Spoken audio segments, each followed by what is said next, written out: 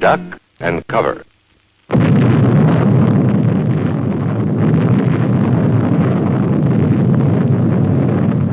Hello and welcome to Surviving Classical Music. I'm Andrew Byrne, and today I'm speaking with Finnish-Russian freelance violinist based in Vienna, Austria, and one of the founding members of the IGFM, or as it's known in English, the Austrian Association of Freelance Musicians, Irma Niskanen. Irma, thanks for joining me today. Hi, Andrew. I'm so happy to be here. Thanks for inviting me.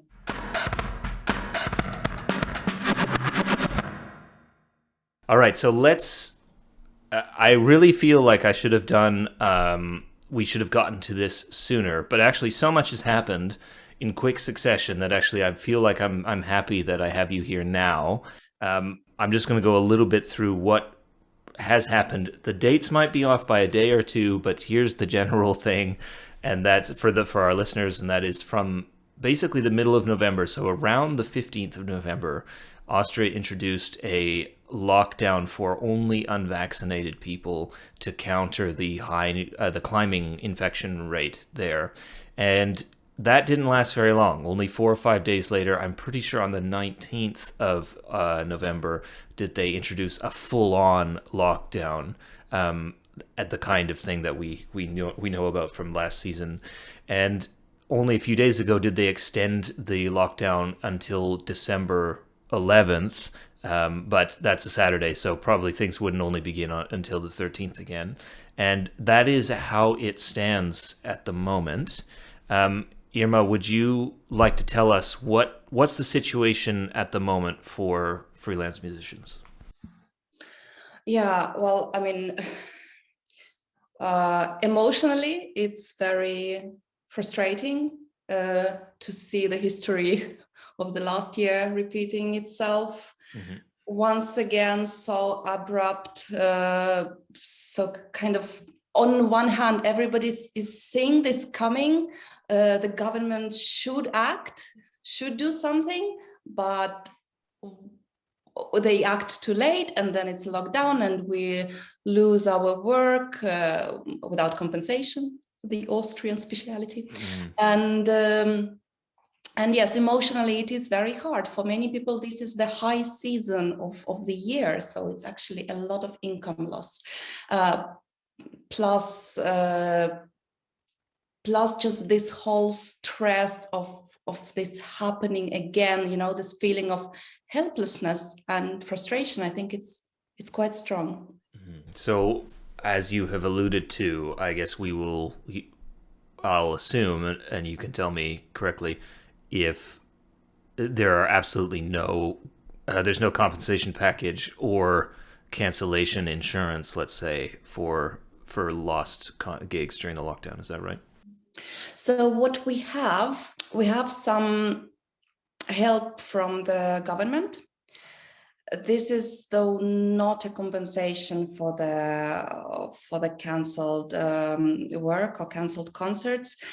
This is more like a not heal fell, like just something right. We can pay our rent, and it's divided into 3 different places or pots. Mm-hmm. So one goes through the Wirtschaftskammer, through the Chamber of Commerce. Yep. And another one is connected with our insurance company, social insurance company, SVS.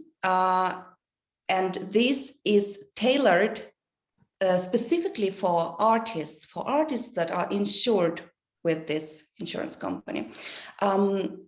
And then there is the third place where people can apply for help, and that's for people who actually have no insurance of it. Mm-hmm. And it goes through Künstlersozialversicherungsfond. And that's from there you can get like very small amount of money. So from Härtefallfond, you can get minimum of I think €1,100 per lockdown months. Okay. From the SVS, it's called Überbrückungsfinanzierung for artists, specifically for artists. We can get €1,000 for the lockdown months. Right. Let's see how many there will be. And from Künstlersozialversicherungsfonds, we'll see how much it will be possible to get, because actually at this moment, only Härtefallfond, so only the fund of the Chamber of Commerce is working, and the other two are not working. So they're not available. They're not available, yes. Right. The SVS will be available on the 6th of December. That's what they promised us. There are no guidelines yet, so we cannot even check the requirements. But I guess the main requirement is going to be that artist is insured within this company. And I think the last one to open for the applications is going to be, unfortunately, the one for those who have the least money. So it's going to be this Künstlersozialversicherungsfonds. My question in this situation is, when you have just described this as this is how much money they'll earn per month, right? Not earn, they'll receive per month. Theoretically, the lockdown is only 20 days.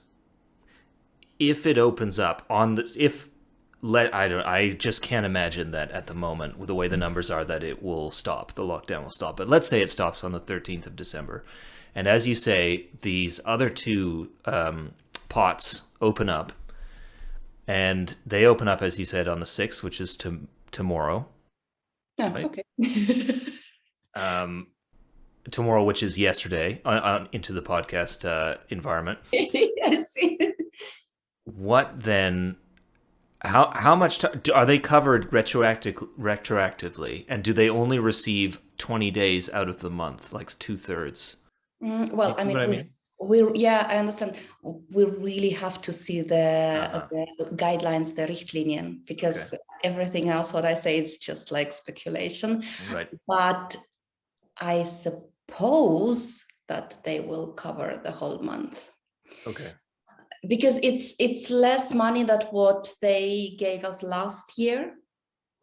So I guess that's the logic behind that. Now they give us less, but also lockdown is shorter. Right. But I mean, that's one thing. Another thing is that there are no compensation from the side of our contract partners, ensembles, festivals, concert houses, venues, all this. So they never came up with a scheme to insure their events after last season. You know, there is a scheme. It's called Schutzschirm für Veranstaltungen. Unfortunately, since in Austria, freelance musicians are seen as a commodity, kind of something that is easily just, thrown over the board. And so, yes, they would insure their events, but only for the costs that cannot be cancelled. And we are always seen as a cost that can be cancelled at any given moment. It's kind of an ethical concept. So in fact, the insurance scheme doesn't cover the musicians, even though... It could cover if the organization that applies for this insurance scheme would include our contract. Okay. So it's not the insurance company itself that's not insuring the contract. It's the fact that they don't apply for the musicians' fees to be included in the insurance. Exactly, yeah.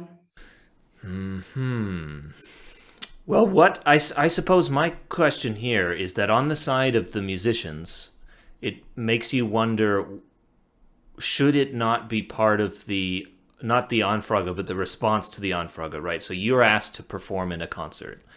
And should it not then, after we learn this lesson now, should any future response to the Anfrage be, is my contract covered in your cancellation insurance? We have this situation in Austria where freelance musicians, especially those who work in ensembles or orchestras, they are not in the position to negotiate, even on things like that. For us, a very, very typical thing is to receive an Anfrage. What is it in English, actually? I don't know. A request to perform. Which actually, after you accept that, that's already like a contract. I mean, if there would be a court case, that would, I guess, count as a contract. It's very typical to receive the dates, maybe even the program, but no fee. No fee will be mentioned. Right. And you're not supposed to ask about the fee. Right. So even starting there, we are really, our position is so weak, and this weak position is so widely accepted that it's extremely difficult for an individual musician to go and try change it. For example, just by acting differently. I know people who try to act differently. What is happening is that they are losing work, unfortunately.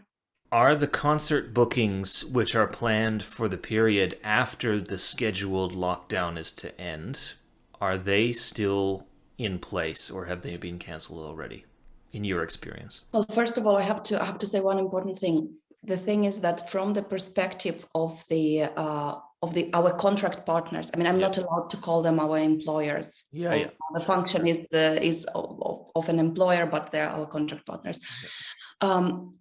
They say that they don't cancel. They say that they postpone, and this is why they have no obligation of paying any kind of cancellation fees.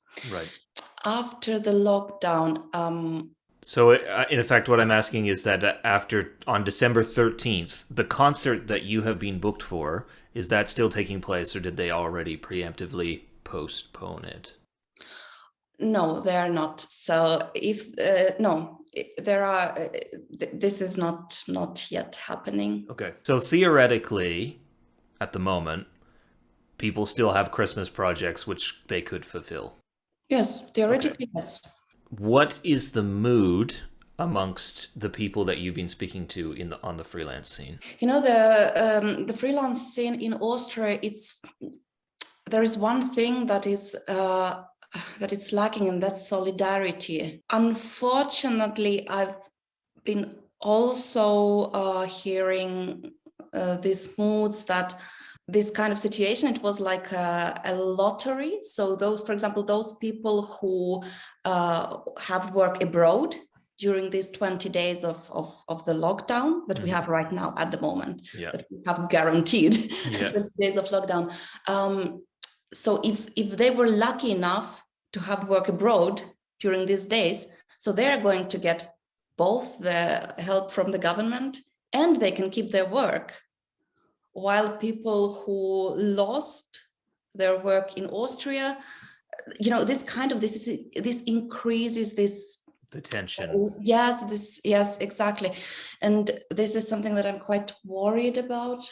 How long has the association been around now? We were founded in summer 2020. And we went public like in August, I think, 2020. And since then, do you feel there's been a sort of, to however you can measure it, an increase in solidarity from what was pre-corona times? I can say what I think did happen. I don't know if we can call that a solidarity, but maybe that's a step towards the solidarity, and that's the fact that we broke this ice or this wall of silence around price dumping, around power abuse, around all these kind of things that are so typical in our scene, unfortunately. So people start to speak about these cases, something that happened to them or something that they witnessed. And I believe that that's a step towards the solidarity. But if I can say that the solidarity increased, unfortunately, I don't really have the feeling. Okay. Let's skip. Okay, now we're in August 2020. We just said, now let's skip ahead one more year, August 2021. And so now we're pivoting to, I think, a crucial moment in the whole idea of freelance, freelance musicians and the situation that they face in a normal period in Austria. Last August, we did an episode actually on a scandal that happened at the 100 Jahre Burgenland celebration, where the festival intendant, this guy Alphonse Haider, admitted in front of the whole audience that the members of the kind of the backup orchestra to there were real bands who were playing, but the orchestra itself was made up principally of sort of graduate students or young professionals, and he admitted that the festival was paying them only 30 euros per day plus their meal and their travel. And he admitted, like, the scandalous thing was that he said, because we pay for them their education, this is okay. And he says, I'm sorry, but these are not professional musicians, blah, blah, blah. And it goes on. You can watch the episode on the internet. And of course, this was a huge scandal in Austria. We of course picked this up from another podcast, and there was tens of thousands of people who saw it, and there were newspapers all over Austria that were writing about this. And it sort of suddenly opened up the conversation about how little, especially in music festivals, how little musicians were being paid. And in some cases where you had musicians saying that, I'm a pro, but they've hired amateurs to play next to me, stuff like this. So what can you tell me, Irma, about the conversation that kind of broke out in public since the middle of August this year? There was kind of like a public response directly after that happened. So that was middle of August, I think. So in the 2 last weeks of August, there was a lot in the media, a lot of in the social media, and then just stopped. Nobody cared anymore, because this is not an atypical thing. This is what is happening all the time. Just for once, this open secret, this public secret, became truly public, and everybody was stunned by that. I don't know, more by the 30 euros, or by the fact that the public secret became really public. I know that there are at the moment some kind of negotiations going on about this case, but also about the scandal in Mörbisch. I'm not going to go there. There was some contract issues there, also in the festival. As the negotiations are probably happening right now, public information available, also nothing that I could share with you. This is such a typical thing for Austria, that something quite scandalous and shocking comes out, and then everybody is like, oh my God, how is that possible? And then for 1 week, you make a big noise about that, and then it just, dives back into the deep waters of the reality. In summer 2020, we had another scandal that was a big festival with a lot of public money, paid 500 euros gross for 10 concerts plus rehearsals. That's less than 50 a concert, in effect. That was in the media. It was not as big as Burgenland thing, because it was not on TV, but it was in the newspapers. And we tried to do something about that. We wrote letters to the ministry, and we made calculations showing that even if you would work full-time, or the same amount of time that would be like full-time work, you would never be sick, you would never go on holidays, and you would never be cancelled by your employer or contract partner, and you wouldn't have children. then Right. still you would be beyond the poverty line, Right. beyond the Yeah. below the official poverty line. Yeah. And we are talking about organization that receives a lot of public subsidies. So it's that's really, really sad.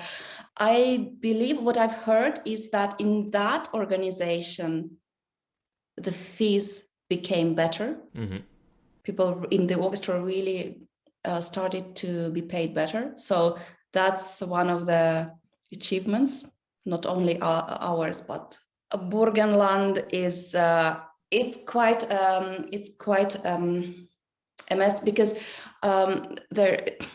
there are also some other things involved. I mean, I know that everybody made a bad guy out of this Haider. Haider, who was just moderating that. But if we think what's behind this structure, actually probably Haider is not behind the structure. He probably wasn't the person who hired the orchestra under these conditions. Let's see what comes out of Burgenland. For now, there's unfortunately not really much that is available for public. Yeah, for me it was just really kind of more shocked that after all this publicity around that, it just really disappeared and nobody cared anymore. You have now spoken about situations where on an individual basis, individual festivals negotiating or have already changed their fee structure, but on an individual basis and not as government policy to if you're receiving a subsidy, then you have a minimum wage. There should be a minimum fee. That's our demand. Right.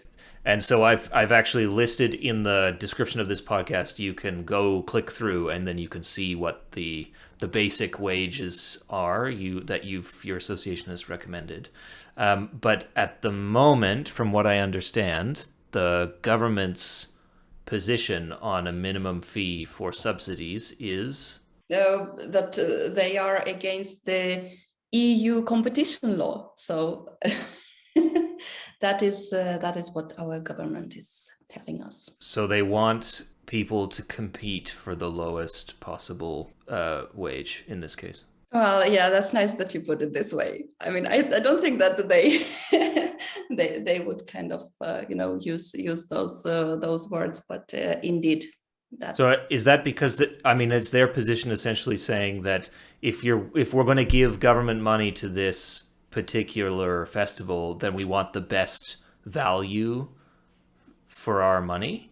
No, I think they just really are stuck with this article which regulates the competition in the EU area, and we don't agree completely with this interpretation.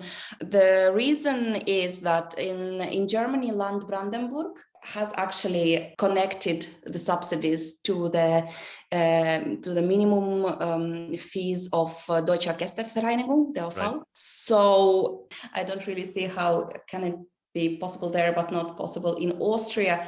We see it as, I mean, look, we are not lawyers and we don't have money to hire a lawyer that would be specialized in the EU competition. It's just our interpretation, but we see this as political decision. It's an ideological position that they've taken. Yes, okay. It's an ideological position. This year, the EU started an initiative to open up collective bargaining agreements, or collective agreements, including collective bargaining agreements, in the European Union for the solo self-employed.